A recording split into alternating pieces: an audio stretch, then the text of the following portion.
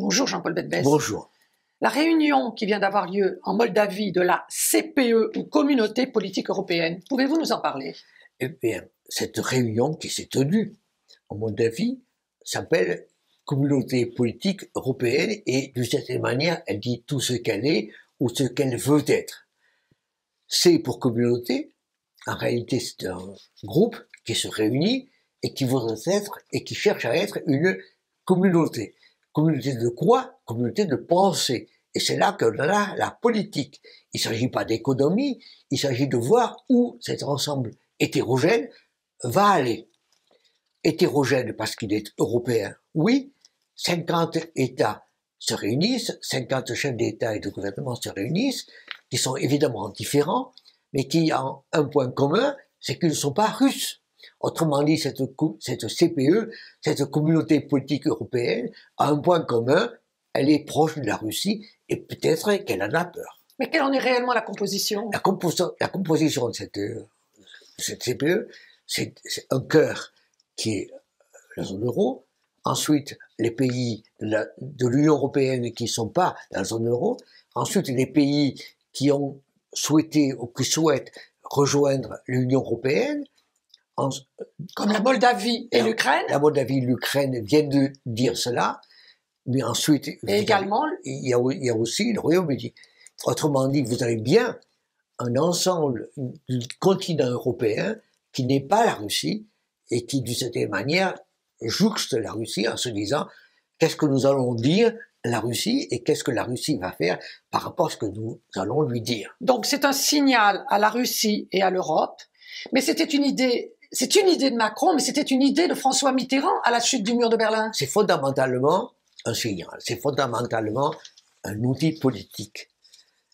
Il y a 2 ans, Emmanuel Macron a proposé de faire ça à la suite de l'attaque russe pour qu'il y ait une communauté, une réponse qui soit aussi jointive, aussi semblable que possible de ces pays et qui ne se répartissent pas en fonction de leurs idées et de leurs intérêts particuliers. La première réunion a eu lieu l'année dernière à Prague. La première réunion a eu lieu à Prague, la deuxième a eu lieu en Moldavie, la troisième aura lieu en Espagne et la quatrième aura lieu au Royaume-Uni. Autrement dit, il s'agit, par rapport à la Russie qui attaque, d'essayer de dire nous avons une réponse commune.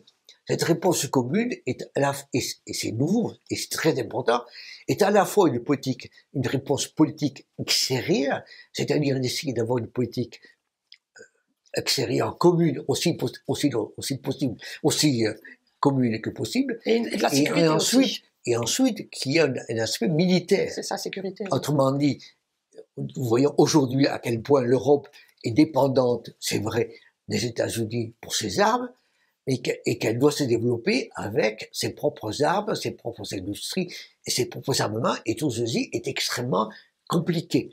Pour que l'Europe devienne une entité aussi souveraine que possible, il faut qu'elle ait une monnaie, oui, il faut qu'elle ait des règles communes, oui, mais il faut qu'elle ait une politique extérieure commune, et aussi, autant que possible, des moyens de se défendre communs. On voit bien à quel point tout ceci est très long, très compliqué, très lent, mais qu'on peut commencer à se mettre en place.